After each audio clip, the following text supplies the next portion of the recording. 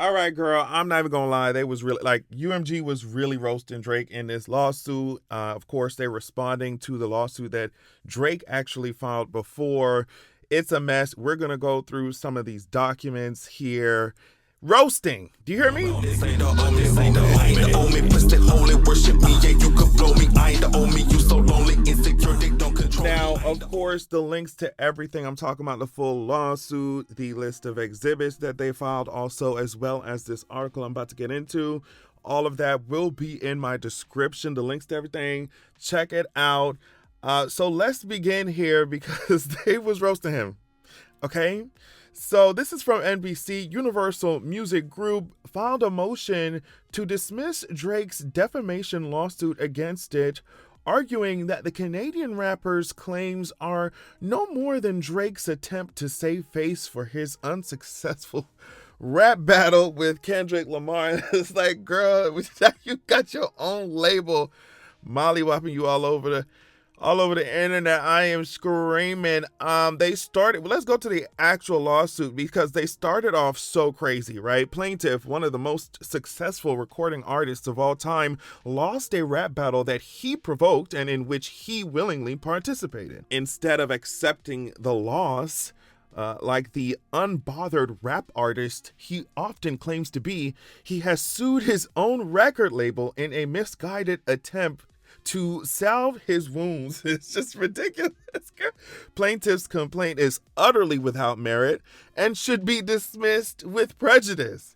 So let's go through it because, of course, back to NBC, both Drake and Lamar are signed to UMG, but they're just under different divisions. So in the previous lawsuit that Drake filed initially, right? Drake had accused UMG in November of conspiring to artificially inflate Lamar's Not Like Us on Spotify, including by using a Payola scheme to boost the song with iHeartRadio. So this part's interesting. Drake and iHeartMedia reached a settlement last month, but his claims against UMG remain active.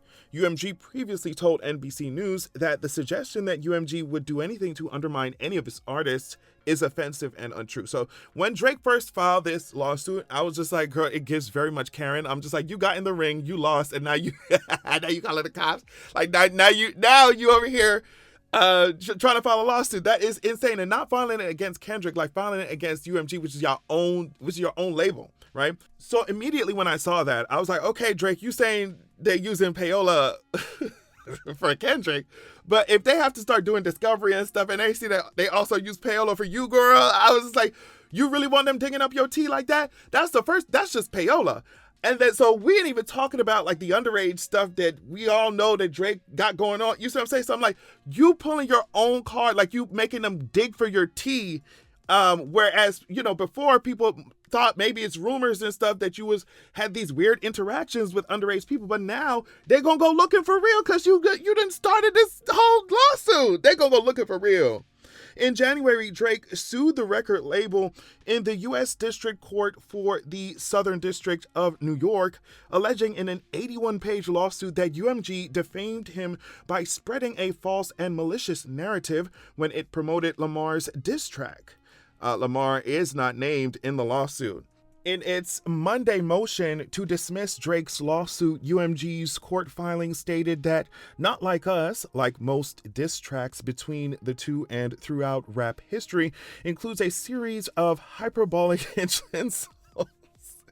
Drake has been pleased to use UMG's platform to promote tracks leveling similarly incendiary attacks at Lamar, including most significantly that Lamar engaged in domestic abuse and that one of Lamar's business partners and managers is the true father of Lamar's son, the court filing stated. But now, after losing the rap battle, Drake claims that Not Like Us is defamatory. It is not. Which we will get into. So the UMG lawsuit itself talks about first like how Drake was trying to get Kendrick to respond, like he was egging him on. They said notably Drake himself called on Lamar to invoke these allegations when Drake used an AI voice, Tupac's voice, right, to urge Kendrick to respond. And also to talk about Drake liking young girls when when he did respond eventually. So, like, that's what they said here in the lawsuit.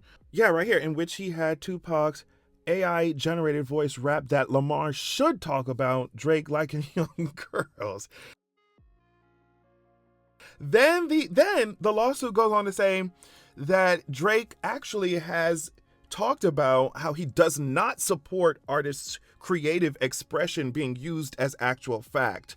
So, of course, this argument helps Kendrick Lamar in this specific case, or at least UMG in this case. So notably, less than 3 years ago, Drake himself signed a public petition criticizing the trend of prosecutors using artists' creative expression against them by treating rap lyrics as literal fact. So they're saying, girl, is that what you're doing with this when you're filing this case? But then the lawsuit also goes on to imply that even then, like, you're saying that Kendrick is lying and that it's defamation, you know, lying about your weird interactions with minors. But they say here that facts and criticism concerning Drake's relationships with minors predate Not Like Us and have been widely reported. They reference Exhibit T, which I'll like talk about their exhibits and stuff, but like they're referencing articles, right? And so the article I think that the lawsuit is referencing, if I'm reading this correctly, says that noting that Lamar is indicting Drake for years of rumors and speculations around his misbehavior around minors, and that Millie Bobby Brown is one of the things that most people are aware of when it comes to Drake and the rumors around him. She talked about texting with Drake when she was, you know, a minor.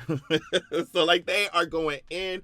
Of course, I think Millie Bobby Brown was like 14 when that was going on, and so like it's just definitely not the first time. Like they going in. The articles and stuff that the lawsuit mentioned are listed in the exhibits and stuff. I think that was a separate document, just separate filing. I mean, look, Exhibit N, which is a true and correct copy of a January 6, 2019 article entitled Drake Slammed on Social Media for 2010 Video in which he kisses fondles 17-year-old girl. Like, and all those exhibits talk about like this article. And then Exhibit Q that they referenced is an article entitled Drake Slams Critics Questioning Millie Bobby Brown Friendship that began when she was 14. Exhibit R says, what's the article?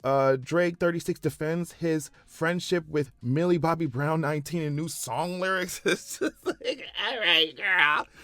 All right, you girl, mid-30s or 30s texting a 14-year-old for what? And some people try to act like that wasn't weird, and then it just more and more stuff started coming out. I'm like, girl, if it walks like a duck, like what's going on?